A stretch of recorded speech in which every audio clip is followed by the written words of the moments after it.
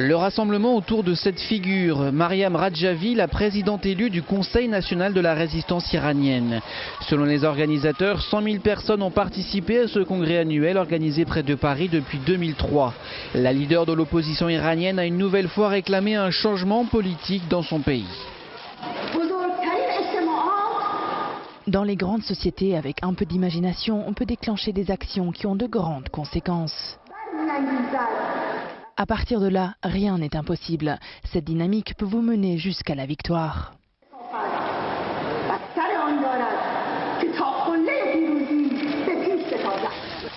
Selon la leader de l'opposition en exil, l'élection présidentielle de 2013 sera un tournant important pour les Iraniens. Parmi les personnalités étaient présentes notamment la franco-colombienne Ingrid Betancourt et l'ancien maire de New York, Rudolph Giuliani. Plusieurs dizaines de milliers de personnes venues soutenir la résistance iranienne et un espoir immense. Comme chaque année, Mariam Radjavi, présidente de la résistance iranienne, rend hommage aux 120 000 moudjahidines assassinés par le régime de Téhéran. Faire tomber le régime de Téhéran, prôner la laïcité, la parité homme-femme, supprimer la peine de mort. Ce programme ne convainc peut-être pas encore les capitales occidentales, mais il fait rêver ces milliers d'Iraniens en exil. Préparatifs avant le grand raout. Demain, dans cette salle, toutes les composantes de l'opposition iranienne à l'étranger sont attendues. Tous derrière Mariam Radjavi, figure adulée par ses partisans du mouvement des Moudjahidines du peuple, principale organisation politique de la diaspora. Parce qu'il appartient à cette mouvance, Omid a dû quitter l'Iran il y a 20 ans. Et j'ai de la famille qui sont souvent harcelées, menacées par le régime, parce que le régime est très fragilisé après le soulèvement qu'il y a eu en 2009. Donc la répression s'est acharnée sur principalement les familles des sympathisants des Moudjahidines du peuple, qui est la principale force d'opposition. Ce mouvement représente la face la plus engagée de la diaspora iranienne, la plus sulfureuse aussi, de Téhéran. Les Iraniens, ils ne veulent pas le régime des mollahs. Ils veulent un pays libre, démocrate et surtout la séparation entre la religion et l'État. Depuis 2004, la résistance iranienne se réunit chaque année à Villepinte. Bonsoir Jean-Pierre Michel. Vous étiez l'année dernière, je crois, dans cette manifestation que nous venons de voir. Vous serez demain également, je crois, à Villepinte pour soutenir cette organisation des Moudjahidines du peuple d'Iran, l'une des composantes de l'opposition au régime iranien. Finalement, on la connaît très peu, cette organisation qui est capable, on l'a vu et on le verra encore demain, de rassembler des milliers de personnes. Alors, l'année dernière, plus de 100 000. Ils espèrent encore plus cette année puisque, je dirais, leurs droits progressent sur un ancien aéroport. Voilà. Est-ce que cette opposition au régime de Téhéran est une opposition aujourd'hui légitime, selon vous? Alors, à ma connaissance, c'est la seule opposition au régime de Téhéran. La vraie opposition. Tout d'abord, bienvenue à toutes et à tous ici à Villepinte. Nous sommes les modérateurs de cette journée et je voudrais d'abord vous dire la bienvenue de la part du comité organisateur de ce rassemblement. Chaque année, nous nous retrouvons, plus nombreux d'année en année. Vous ne cessez d'augmenter. Vous seriez peut-être même des millions si tous les citoyens d'Iran pouvaient se manifester. L'avenir de l'Iran vous appartient, car l'avenir est à la démocratie.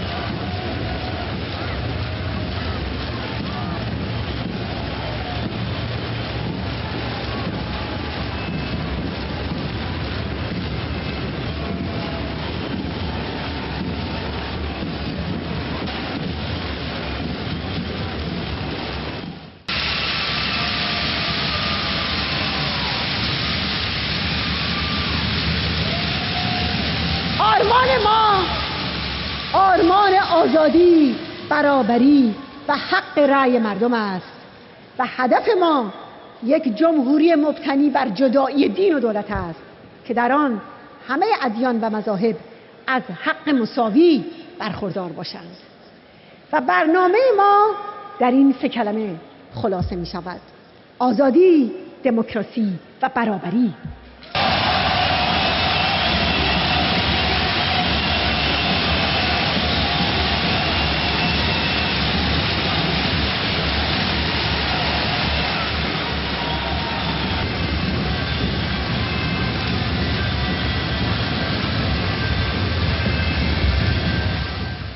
Ce rassemblement en cet instant est la preuve que votre nation reste debout, qu'il existe des vrais leaders incarnés par le Conseil national de la résistance et donc par Madame Radjavi. The designation by the United Nations of Camp Liberty as a temporary transit location is completely bogus. People have been there for 4 months. It's a refugee camp. It must be redesignated and their rights must be completely adhered to. Action by the European Union to accept resettlement in Europe of the residents. Action by the United Nations to accelerate the procedure of granting the status of asylum seekers for the residents. We want action, no more excuses, no more delays, no more lies, no more appeasement. Action, action, we want action.